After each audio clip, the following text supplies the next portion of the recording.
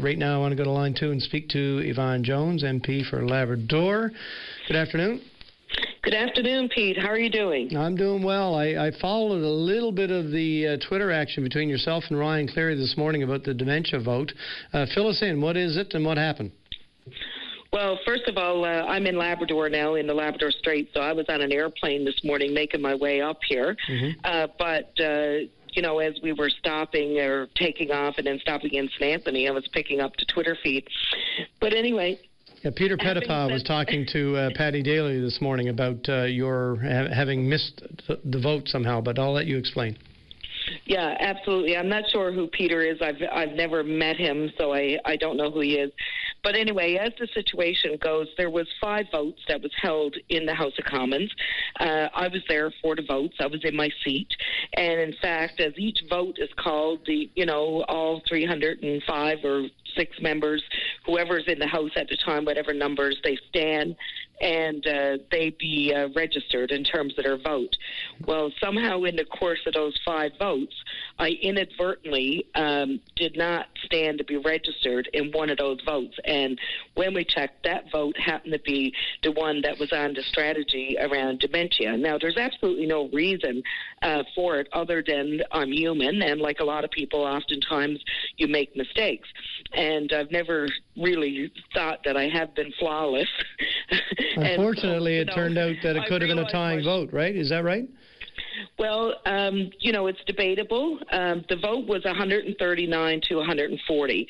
So it could be said that, if I had been registered, it would have been a tie and the speaker would have broken the tie. And that's basically how it does work.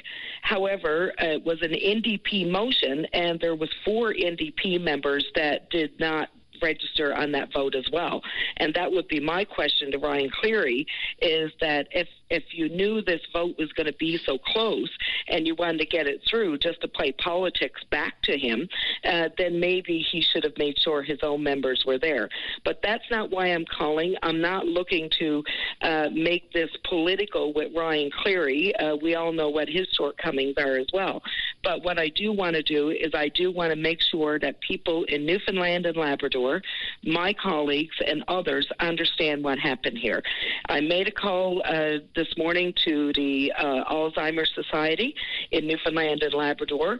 They know I'm a supporter of the Alzheimer's Society. They know I'm a supporter of people with dementia, and they know that I am more than willing to go out and advocate and do whatever it takes to move forward what we need to do in terms of research and services for people who suffer from this terrible disease.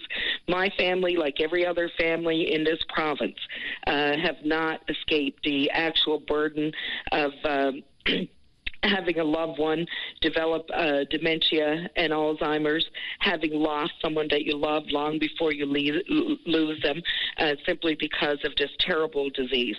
So I wanted to make sure that, first of all, the Alzheimer's Society knew and understood what had happened, and I called to explain to them that particular situation and to continue to pledge my support to them. But I also want to apologize as well to people in the province for inadvertently not being registered on that vote.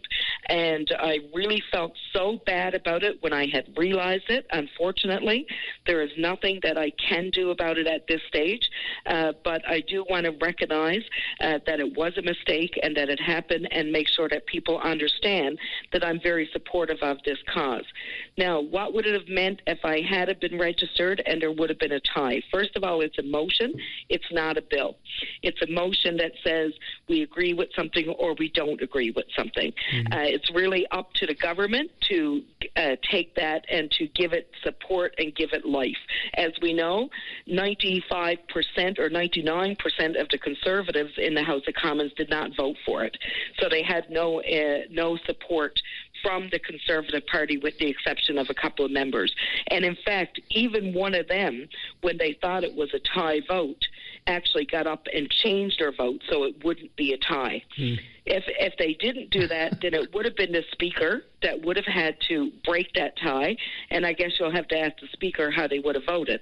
But the point I want to make is that it was a motion.